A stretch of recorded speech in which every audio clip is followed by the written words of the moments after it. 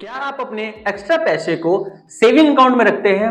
अगर हाँ, तो आप अनजाने में ही ना अपने पैसे को लूज कर रहे हैं। मैं ऐसा क्यों कह रहा हूं, इसके बारे में आपको आगे पता लग जाएगा, क्योंकि इस वीडियो में हम एक ऐसे निवेश के बारे में बात करने वाले हैं जिसमें रिस्क बैंक के जैसा ही है, लेकिन रिटर्न जो है ना बैंक से बहुत ही ज्यादा बेहतर मिल जाते हैं। इसे कहते हैं लिक्विड फंड। तो लिक्विड फंड को समझाने के लिए मैंने इस वीडियो को 3 पार्ट्स में डिवाइड कर दिया है और वीडियो के एंड में आपको एक प्रो टिप भी दूंगा उनके लिए जिनके पास में एक्स्ट्रा पैसा नहीं है, तो वो एक्स्ट्रा पैसे कैसे अर्न कर सकते हैं, फिर वो लिक्विड फंड में इन्वेस्ट कर सकते हैं। तो वीडियो में आखिर तक बने रहिएगा। तो शुरुआत करते हैं चैप्टर 1 से कि लिक्विड फंड क्या है। तो लिक्विड फंड एक म्यूचुअल फंड ही है जिसके जरिए आप अपने शॉर्ट टर्म गोल्स को फुलफिल करने के लिए अपने पैसे को रख सकते हैं। ये जो दूसरा इंस्ट्रूमेंट है अपने इन्वेस्टमेंट का, जो कि स्टॉक मार्केट होता है, तो उससे बिल्कुल ही सेफ होता है, क्योंकि यहाँ पर उसकी तरह वॉलेटिलिटी आपको देखने को नहीं मिलती है, यानी एकदम से प्राइस हाइक हो जाना और एकदम से डाउन हो जाना। क्योंकि ये जो अपनी इन्वेस्टमेंट करते हैं वो ट्रेजरी बिल्स में करते हैं, कमर्शियल पेपर्स में करते हैं और सर्टिफिकेट ऑफ डिपॉजिट में करते हैं। इन सभी इंस्ट्रूमेंट की मैच्योरिटी जो होती है एक दिन से 91 दिनों की होती है, यानी मैक्सिमम 91 दिनों तक ही आपका पैसा कहीं पर इन्वेस्ट होता है। तो अब आप ये तो समझ गए कि लिक्विड फंड क्या होता है और कहां पर ये इन्वेस्ट करते हैं, जिस कारण से ये दूसरे इन्वेस्टमेंट से ज्यादा सिक्योर होते हैं, ज्यादा सेफ होते हैं। इनके और भी कई सारे बेनिफिट है,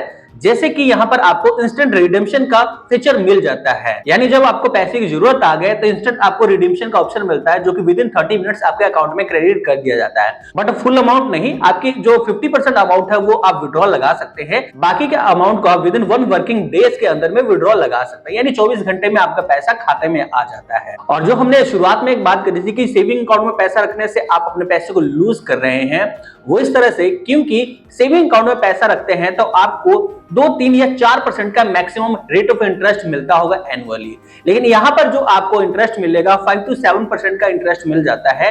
यह डिपेंड करता है कि मार्केट किस तरह परफॉर्म कर रहा है। आप कुछ लोग यहां पर बोलेंगे कि जब हमें 7% तक का ही इंटरेस्ट मिलता है तो हम इस पैसे को एफडी में भी तो इन्वेस्ट कर सकते हैं, जरूरत क्या है कि लिक्विड फंड में ही इन्वेस्ट करें। तो देखिए, अगर तो आपके पास में एक बड़ा टाइम होराइजन है, जैसे कि 1 साल, 2 साल, 3 साल, 4 साल के लिए आप इन्वेस्ट करना चाहते हैं, फिर आप एफडी में कर सकते हो। लेकिन एफडी में क्यों करना, फिर तो आपके पास में एक दूसरा इन्वेस्टमेंट ऑप्शन भी है, जैसे कि शेयर मार्केट। वहां पर भी अगर आप 3 सालों का होराइजन लेकर चलते हो, फिर तो आप 12-13% का भी इंटरेस्ट अर्न कर सकते हो। तो जरूरत क्या है एफडी में इन्वेस्ट करने का। बट आपका गोल शॉर्ट टर्म है, जैसे कि मान लीजिए 1 महीना, 2 महीना, 3 महीना, तो उस कंडीशन में आप अगर एफडी में इन्वेस्ट करते हो तो वहां पर भी आपको 2 से 3% का ही इंटरेस्ट मिलता है, इससे ज्यादा नहीं मिलता है। लेकिन आप यहां पर इन्वेस्ट करोगे तो आपको 5 to 7% तक का इंटरेस्ट मिल जाता है। और दूसरा बेनिफिट, एफडी में आपको एक लॉक इन पीरियड दिया जाता है कि अगर आप 3 महीने का इन्वेस्ट करते हो ना, तो 3 महीने से पहले अगर आप विड्रॉ लगा लोगे तो उस कंडीशन में आपको मैच्योरिटी ब्रेक हो जाएगी, तो आपको जितना प्रॉमिस किया होगा एफडी मैच्योरिटी पर इंटरेस्ट मिलने का, उतने % का इंटरेस्ट आपको नहीं मिलेगा।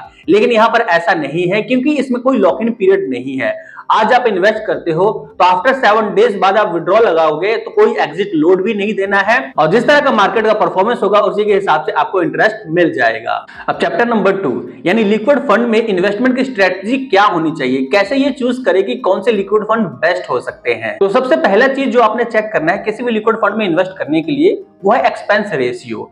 एक्सपेंस रेशियो जितना मिनिमम होगा आपका जो रिटर्न है उतना ही ज्यादा होगा। तो अब आपका सवाल होगा कि एक्सपेंस रेशियो कितना होना चाहिए। तो देखो, मिनिमम अगर आप 0.2%, 0.4% या 0.8-10% के अंडर में है तो उस लिक्विड फंड को आप कंसीडर कर सकते हैं।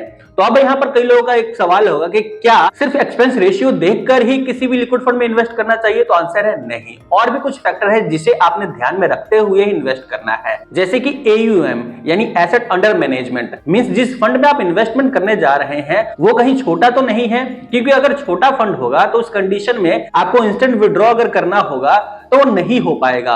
ऐसा क्यों? क्योंकि मान लीजिए जो आपने यहाँ पर लिक्विड फंड में इन्वेस्ट किया है उसे आप विड्रॉ करना चाहते हैं, बेचना चाहते हैं, बट कोई खरीदार ही नहीं होगा, तो उस कंडीशन में आप उसे बेचोगे कैसे? और जब तक वो बिकेगा नहीं तब तक वो पैसा आपको मिलेगा नहीं। इसीलिए हमेशा जो है अच्छे AUM में ही इन्वेस्ट करना चाहिए, यानी जिसका पोर्टफोलियो वॉल्यूम हाई हो उसी में आपको इन्वेस्ट करना चाहिए। जैसे कि एग्जांपल के तौर पर आप यहाँ पर देख सकते हो, मैंने यहाँ पर कुछ लिस्ट लगा दिए हैं, जिसमें आदित्य बिरला सन लाइफ लिक्विड फंड हो गया, एक्सिस लिक्विड फंड हो गया, ICICI फिड्यूशियल लिक्विड फंड हो गया, मिराई एसेट लिक्विड फंड हो गया, यूनियन लिक्विड फंड हो गया, ये बड़े एयूएम है, इनकी जो परफॉर्मेंस है स्टेबल रहती है। एक चीज मैं आपको बता दूं, मैं यहाँ पर कोई आपको रेकमेंड नहीं कर रहा हूं, आप इन्वेस्टमेंट करने से पहले अपनी रिसर्च जरूर से कर लीजिएगा। तो अभी आपने दो बातें जान ली कि लिक्विड फंड में इन्वेस्ट करने से पहले क्या चीजें चेक करनी है। पहला एक्सपेंस रेशियो, दूसरा जो है एयूएम यानी एसेट अंडर मैनेजमेंट, और तीसरा क्रेडिट रेटिंग यानी क्रेडिट क्वालिटी जरूर से चेक कर ले।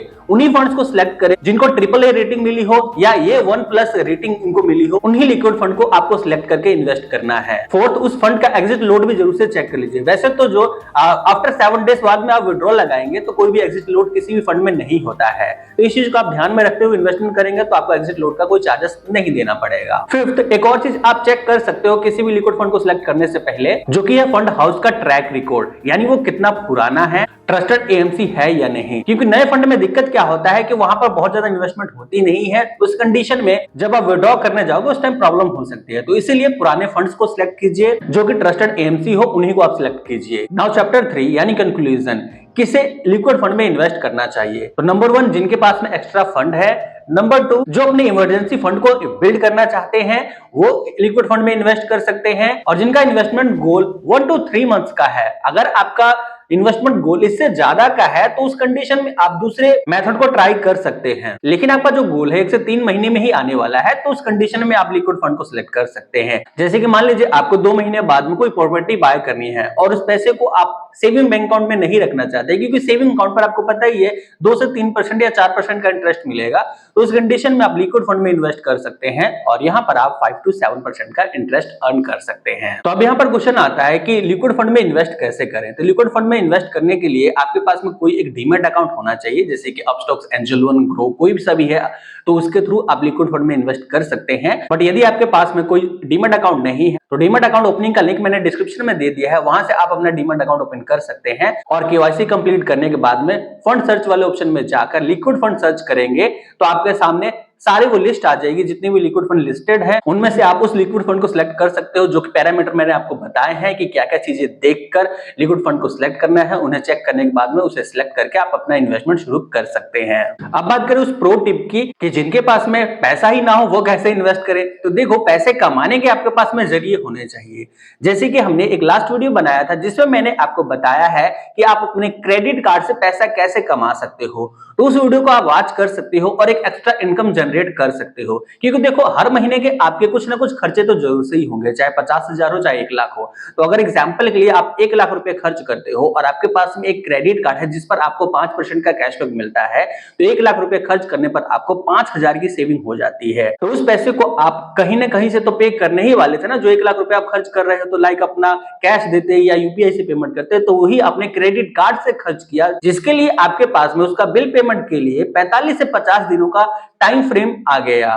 तो इस पैसे को आप 40 से 45 दिनों तक इन्वेस्ट कर सकते हो और यहां से रिटर्न गेन कर सकते हो, और जो आपको कैशबैक मिलता है उसको भी आप यहां पर इन्वेस्ट करके गेन कर सकते हो। तो ये मैंने आपको एक एग्जांपल दिया है क्रेडिट कार्ड से अर्निंग करने का, और भी मैंने एग्जांपल दिए हुए हैं उस वीडियो में, तो इस वीडियो को आप चेकआउट कर सकते हैं। वीडियो का लिंक आपको होम स्क्रीन पर ही देखने को मिल रहा होगा। 2 और चीजें जिसको आपने ध्यान में रखना है। पहला, इन्वेस्टमेंट हमेशा एक छोटे अमाउंट से स्टार्ट कीजिए, यानी पहले आप एक छोटा अमाउंट वहां पर इन्वेस्ट करके देखिए, एक्सपीरियंस लीजिए, उसके बाद में एक बड़ा अमाउंट आप इन्वेस्ट कीजिएगा। एक और चीज मैं आपको बता दूं, टैक्स रूल। तो यहाँ पर आपके शॉर्ट टर्म स्लैब के इनकम के हिसाब से टैक्स लगता है। आई होप आज का इन्फॉर्मेशन आपके लिए हेल्पफुल रहा होगा और वीडियो आपको पसंद आया होगा। वीडियो पसंद आया तो लाइक करके चैनल को सब्सक्राइब कर दीजिए, और आप इसका पार्ट 2 देखना चाहते हैं, यानी लिक्विड फंड को सर्च कैसे करें, उसमें इन्वेस्ट कैसे करें, इसका लाइव वीडियो आप देखना चाहते हैं, आप नीचे कमेंट बॉक्स में पार्ट 2 लिख दीजिए। जितने ज्यादा कमेंट आएंगे उतनी ही जल्दी आपको वो वीडियो देखने को मिल जाएगी।